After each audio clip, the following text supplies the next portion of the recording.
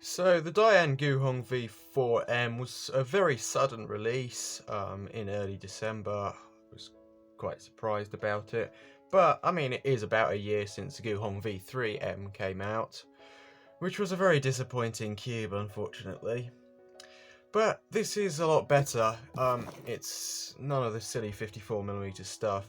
I'm not sure whether it's meant to be 55.5 or 56. My thing is saying 55.7. So, yeah, I'm not sure about that.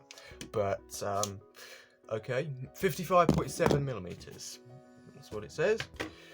And it weighs 65.6 grams, which is about normal these days.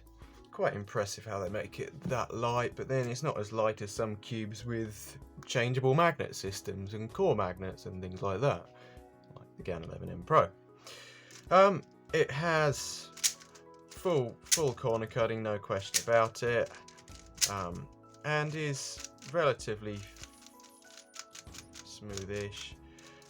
I think there was a bit of controversy about the magnet strength, and yeah, I mean it's basically, I think it's medium strength magnets.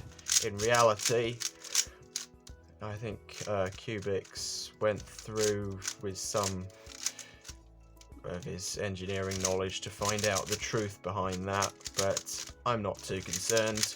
The magnets feel pretty medium strength, I don't have a problem with them, and it's cheap enough that if you want to try it, to be honest.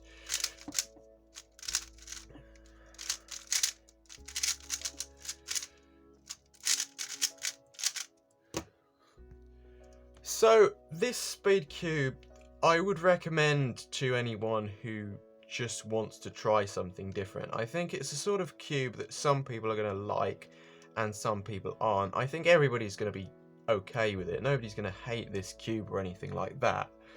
But it's just the sort of thing that you can try if you want. It's not as quiet as a TengYun V2, so I wouldn't go for that. I mean, it can be quite reasonably loud. Nothing unusual, but well, do people even have schools to go to and cubing class anymore?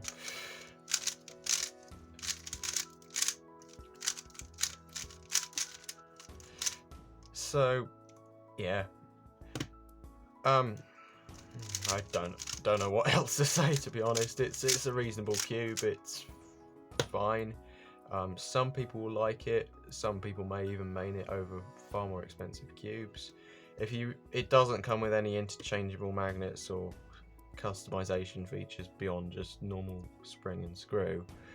So don't expect anything like that. If you want that sort of thing, get the TengYun V2M. It's basically the cheapest way to have interchangeable magnets and all the customization features. So it looks like the pieces actually seem pretty similar, just a few slight complications to the design that I presume are meant to improve it, maybe slightly reduce friction.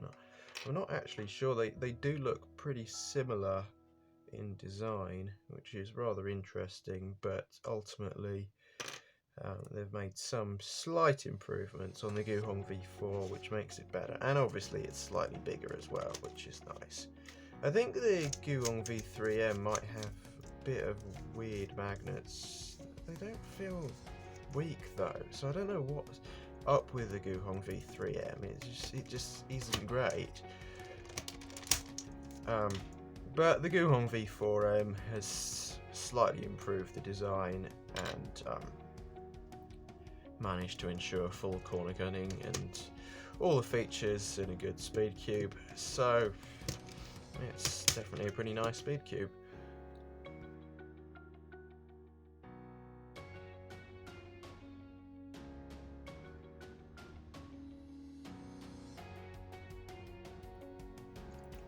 So DaYan have well and truly got back into the speed cubing market over the last 2 years.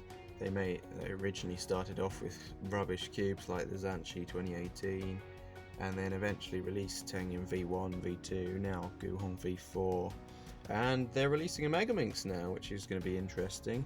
So I think they have got back into it.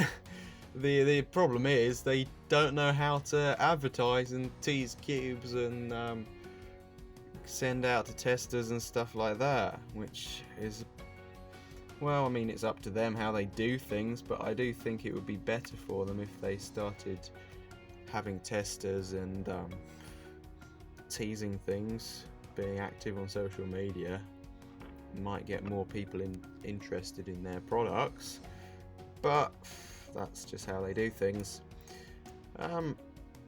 I think they will start releasing quite a range of other cubes in the next year, actually, which may be interesting if they start releasing something like a 4x4 similar to the TengYun or GuHong V4. That will be very interesting, and then they could go even bigger than that.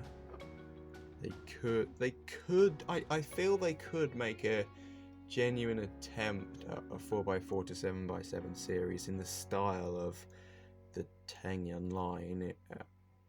I don't know how good it would be, but I feel it could be good. It could easily be bad, but it could be good, and well, if they did do something like that, it would be very interesting. It should definitely mess with the market.